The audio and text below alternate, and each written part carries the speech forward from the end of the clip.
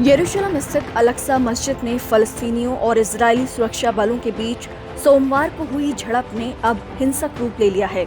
उस घटना के बाद फलस्तीन और इजरायल के बीच आर-पार की जंग देखने को मिल रही है। दोनों तरफ से रॉकेट दागे जा रहे हैं और कई लोग अपनी जान गंवा रहे हैं। अब खबर आई है कि हमास के रॉकेट हमले में एक भारतीय महिला की मौत हो गई है। महिला का नाम सौम्या संतोष बताया गया है, जो पिछले 7 साल से इजरायल में रह रही थी। इजरायल के विदेश मंत्रालय की तरफ से बताया गया है कि हमास ने रिहायशी इलाके में करीब 130 रॉकेट दागे और यरूशलेम में भारी हिंसा फैलाई। ऐसे ही एक हमले में भारतीय महिला सौम्या संतोष की भी मौत हो गई। भारत में इजरायल के राजदूत डॉक्टर रॉन मल्का की तरफ से ट्वीट कर इसकी जानकारी दी गई है और उन्होंने परिवार के प्रति अपनी संवेदना व्यक्त की है। ट्वीट में लिखा गया कि इजरायल की तरफ से मैं सौम्या संतोष के परिवार के प्रति अपनी संवेदना व्यक्त करता हूं। वो हमास के आतंकी हमले में मारी गईं।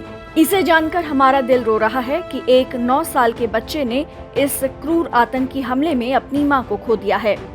बताया गया है कि जिस समय यह हमला हुआ, सौम्या एक 80 साल की बुजुर्ग महिला के साथ घर पर थीं। वो उस महिला की केयरटेकर थीं और लंबे समय से उनका ध्यान रख रही थीं। लेकिन हमास के हमले में उनका घर भी नहीं बच पाया और सौम्या की जान चली गई। कहा जा रहा है कि 80 साल की बुजुर्ग महिला इस हमले में बच गई और उन्हें गंभीर हालत में अस्पताल में एडमिट करवाया गया है। समाचार एजेंसी पीटीआई के मुताबिक जिस समय यह हमला हुआ तब सौम्या वीडियो कॉल के जरिए अपने पति से बात कर रही थी, लेकिन अचानक ही यह हमला हुआ और वीडियो कॉल के जरिए अपने पति से बात करने के बीच में ही वीडियो कॉल बंद हो गई। इस घटना का एक वीडियो इजरायली डिफेंस फोर्स की तरफ से भी सोशल मीडिया पर शेयर किया गया है, जिसमें कई सारे रॉकेट आसमान पर दिखाई पड़ रहे हैं। जिस तरह का माहौल बनता दिख रहा है, उस वजह से पूरी दुनिया सख्ते में आ गई है और एक युद्ध की आशंका सताने लगी है। जानकारी के मुताबिक हमास के इस हमले के बाद इजरायल कोई बड़ी कार्रवाई कर सकता है। सेना की तरफ से 5000 सैनिकों को गाजा बॉर्डर पर तैनात करने की तैयारी है। वहीं हवाई हमले के जरिए ही मुंहतोड़ जवाब देने पर विचार किया जा रहा है। इजरायल के प्रधानमंत्री बेंजामिन नेतन्याहू की तरफ से भी तीखी प्रतिक्रिया दी गई है। उन्होंने जोर देकर कहा कि हमास ने तमाम सीमाओं को पार कर दिया है और अब उनके खिलाफ सख्त कार्रवाई की जाएगी। उनके इसी बयान के बाद गाजा पट्टी पर इजरायल की तरफ से मुंहतोड़ जवाब दिया गया था।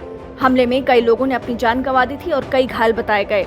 इजरायल की सेना ने दावा किया कि उन्होंने उस हमले के जरिए कई आतंकियों को मौत के घाट उतार दिया।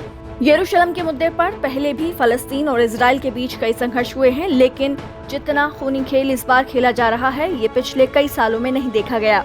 इसी वजह से अब पूरी दुनिया इस मुद्दे पर लगातार नजर बनाए हुए है और इसी उम्मीद में बैठी है कि जल्द ही शांति स्थापित हो जाएगी।